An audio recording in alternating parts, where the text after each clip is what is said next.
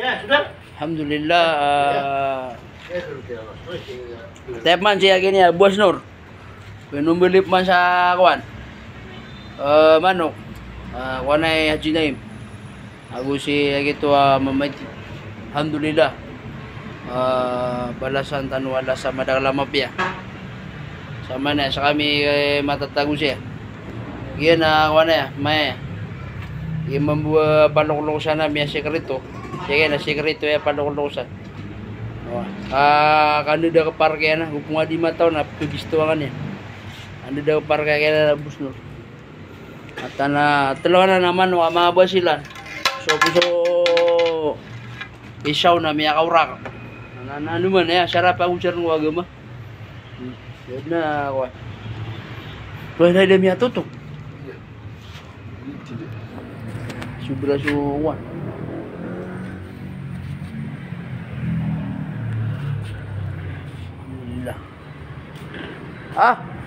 May masakap siya. Wala ito na ni.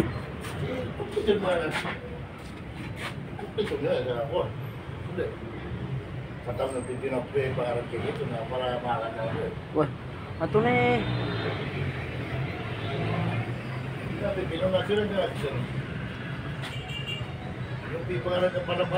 Patan so palok-lok siya. Pati so siya ko mga tinuwan. Nikas mo niya so pagda. Ate, wala. Apa masih Amersa tu? Oy, nato na ni Kuisway ni. Ano man yan? Nadi ani ito na paglibag namin. Ade, pangalan yun na. Mga pangalan yun na umuwi si Tidana ko. Tika mo ito kaya mga rin. Kaya wala na. Kenapa mo tunguan siya bunga? At tanong si Baguna tanong ina logi. Magulo tanong. Kuman tanong da nagikatin niya suwar tanong. Di ka kuha niya, kana makuha niya ako. Kita mo. Iya dah ni tu na adi kaya di usia mata tu na gini sih. Di sa kanila biri tu dah. Biri tu na ya. Ay sa nama pangalan yun. Adi pengaran. Dia Pipino. Sa kanila mata. Okey, kata bayo dia siya ta. Coba lang. Dia tu tengah buga siya. Buga siya, ito to. Hindi na yun na siya kanang inaw.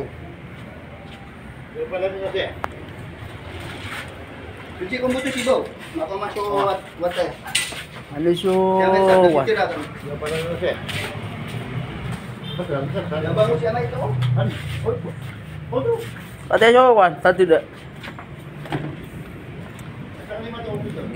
Grupo Masjid Abbas Jama. Ito lang yung minsan na kasiyahan natin sa mundo ito, yung kakaisa tayo, nagbibigayan tayo, at higit sa lahat yung nagkakaunawaan tayo. Yun ang pinaka-best. Tutulungan. Ang isipin natin kung sino yung mas maraming nagawang mabuti, ay mas maraming matatanggap niya kay Allah sa mundo hanggang sa kabilang buhay.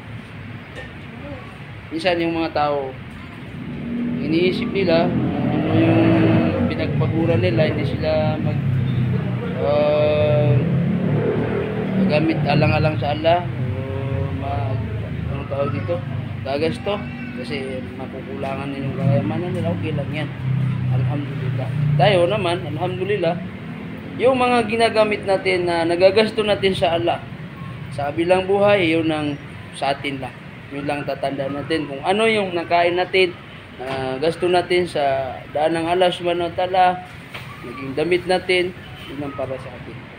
Yung mga maiwan natin sa mundong ito na kayamanan o posisyon o ano man, ay hindi sa atin yun. Pero alhamdulillah, bigyan tayo ng mahabang buhay pa sa mundo at marami pang magawa tayong mga kabutihan sa ating sarili. Kahit ang sarili natin ang ating maatiman ba na sa maging hindi tayo makagawa ng masama, okay na yan. Hindi ka makatulong, okay, alhamdulillah. Yan ang Amersab namin. Dating millionaire din yan. Pero ay ngayon, mas pinili na yung kay Allah. Pero negosyante pa rin. Alhamdulillah. Yap.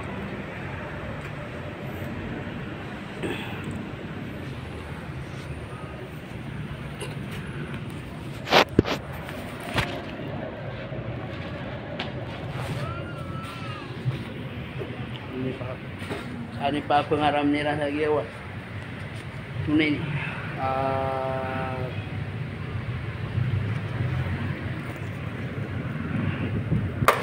Alhamdulillah.